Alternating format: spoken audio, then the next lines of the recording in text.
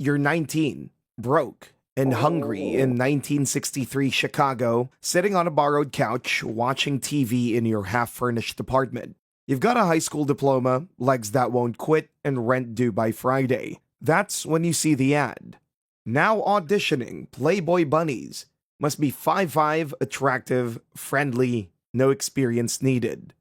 Sounds like a ticket out, right? Wrong. You show up in the next morning in pumps that pinch your toes and a dress that you borrowed from your roommate.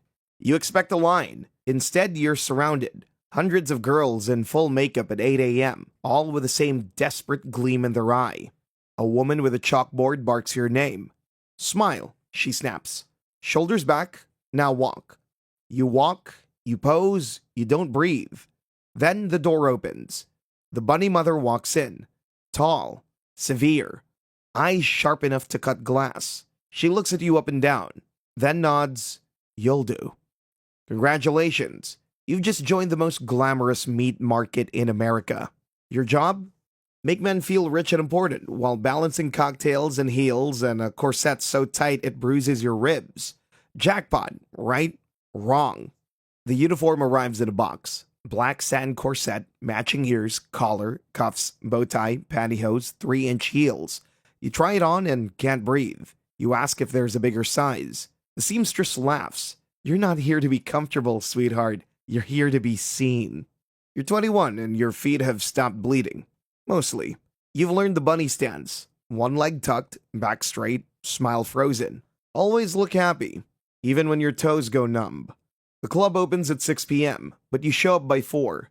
Hair teased, eyes sharp, lipstick red enough to stain forever. Your corset leaves deep welts. That's the point. The uniform isn't for you. It's for them. Men file in with keys on their belts. VIP members.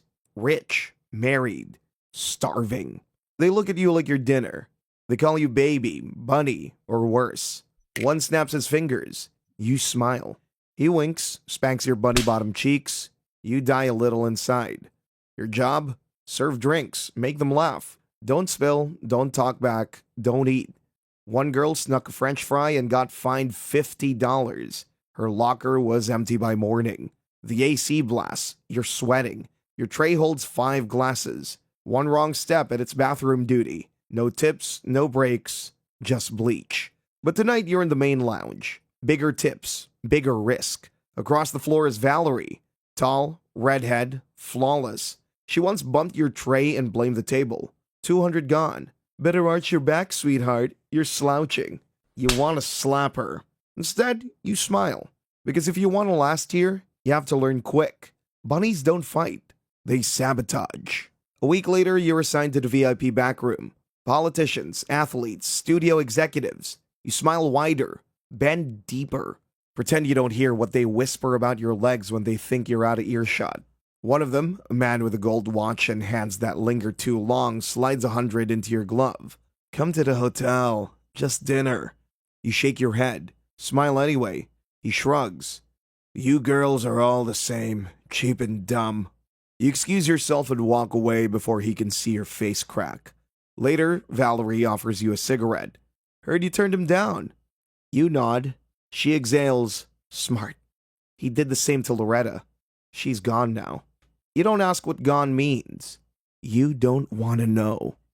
Now you're 23, and you've stopped recognizing yourself in the mirror.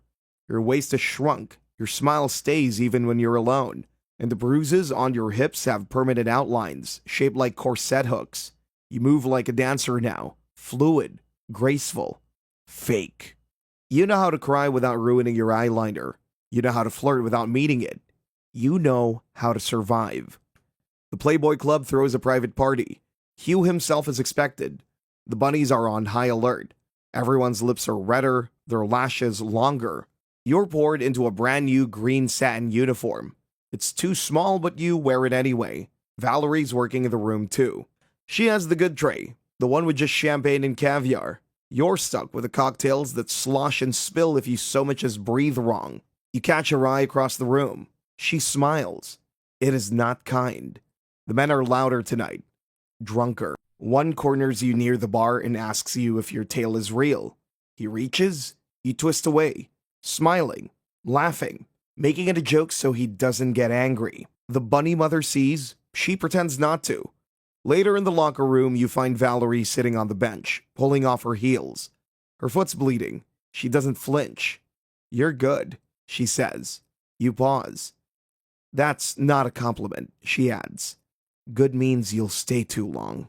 She lights another cigarette. The room fills with smoke. You don't say anything because she's right. You swore you'd only do this for 6 months. That was 4 years ago. Now, you're not sure who you are without the ears. You're 26, and you finally made it to New York. The Manhattan Club is louder, richer, and meaner. The girls are sharper too. Bunny hierarchy is written in lipstick and bruises. The best shifts go to the prettiest. The worst go to the tired. You are tired, but you still smile. There's a new bunny in the dressing room, fresh out of high school. Legs like stilts, eyes wide. Her name's Denise. She's nervous. Keeps asking where to stand and how to serve the wine without spilling. You help her, fix her ears, show her how to tuck the corset so it doesn't cut too deep. She reminds you of you. Valerie would never help a new girl, but Valerie's gone now. Nobody says her name.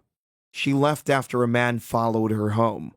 They found her uniform in the dumpster behind the club, nothing else. Denise looks at you with gratitude. You look at her and you feel sick. The air in the club feels different now, more dangerous. Men have started getting handsy. The bunny mother warns you, but only after it happens. One night, a regular comes in, a man with a scar on his neck and teeth like piano keys. He asks for you. Always you. Tips big, smiles wide. You hate him. He waits for you after work. You walk fast. He walks faster. You make it to the subway before he catches up. "Just want to talk," he says. You don't answer. You keep walking. You don't run. Because if you run, he wins. You're 28, and your body is a blueprint of every bad night. Bruised toes, blistered heels, ribs that never healed right. You've developed a cough. Your corset makes it worse. You wear it anyway. You find out Denise got promoted to cigarette bunny. Better tips, better section, less bending. You smile and say congrats. Inside, it stings. Not because she doesn't deserve it, but because you know how the story goes. She's rising, which means you're sinking.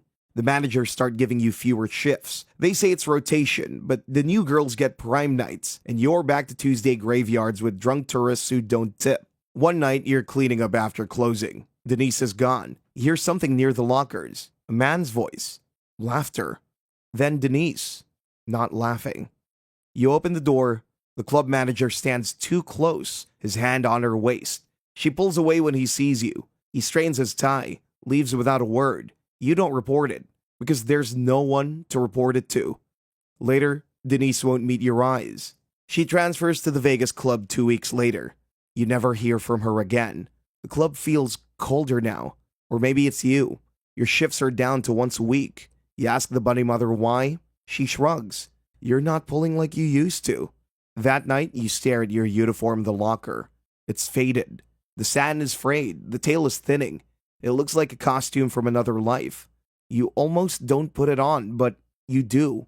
One last time. Your section's dead. 2 tables, both cheap. You walk the floor anyway. Shoulders back, smile sharp. Same as always. Then, you see him. Gold watch. Scar on his neck. The man from before. He sees you too. You turn, walk away. He follows. In the kitchen hallway, he grabs your arm. "Miss me?" he says. You twist free. "You touch me again," I scream, you say. He laughs, but you don't back down. You hold his stare, and this time, he leaves first. You walk back to the floor, shaking. You finish your shift. You hang up your uniform, and you never come back. You're 30 now. Not a bunny, not a wife, not anyone they'd remember. You rent a room above a laundromat in Milwaukee. You teach dance classes to little girls who still smile with all their teeth and believe the world is soft. You never tell them where you used to work.